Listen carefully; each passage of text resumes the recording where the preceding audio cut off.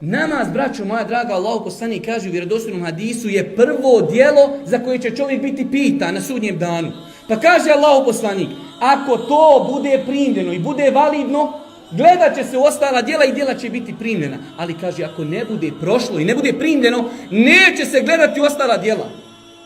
Džaba davat sadaku, džaba posti, džaba, ako nemaš jedinicu koja se u ovom slučaju zove namaz.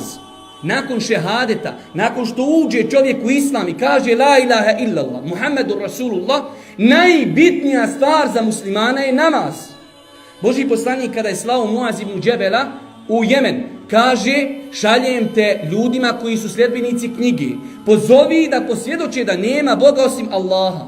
Pa ako ti se odazovu, kaži im da im je Allah, gospodar, propisao 5 namaza u toku dana i noći. Znači, braćo moja draga, to je najbitnije djelo nakon šehadeta. Pogledajte Allahovog poslanika, alejhi selam.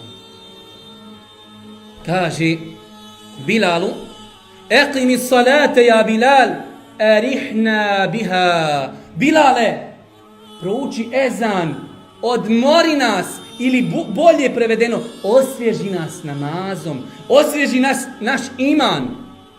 Šta mi kažemo? Osvježi naš iman septičkom jamom na Facebooku.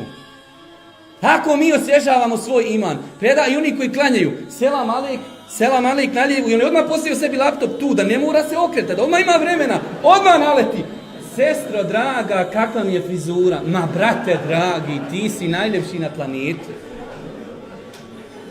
Takvi su komentari naše braće i sestara.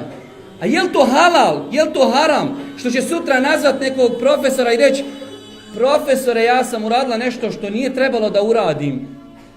To je problem. U svakom slučaju, kažemo, Allahu poslanik alejhi salatu wassalam odmarao se u namazu. Allahu ekbar.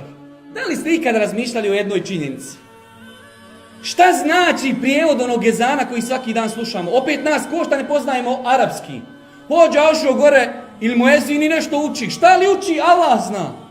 Hayya ala salat, dođite ljudi na namaz. Jel samo to? Hayya ala falah, dođite na spas. Ali mi to ne razumimo. Ali da nam kaže nešto na engleskom, da ima ezan na engleskom, možda bi razumili. Dođite na spas, kaže Bošnjo, meni je spas da idem čuvat perovu. Ode kupit sjeno. A kaže muezin, dođite na spas. To mu propisano da ti kaže, da te napomene da je to tebi spas. Zato ćete naći da uzvišnji Allah subhanahu wa ta'ala kada govori o nevjernicima, pazite, ovo su veoma bitne stvari, govori o nevjernicima. Ma selekakum fi saqar. Šta je to zbog čega ste bačeni u džehennem? Nevjernici.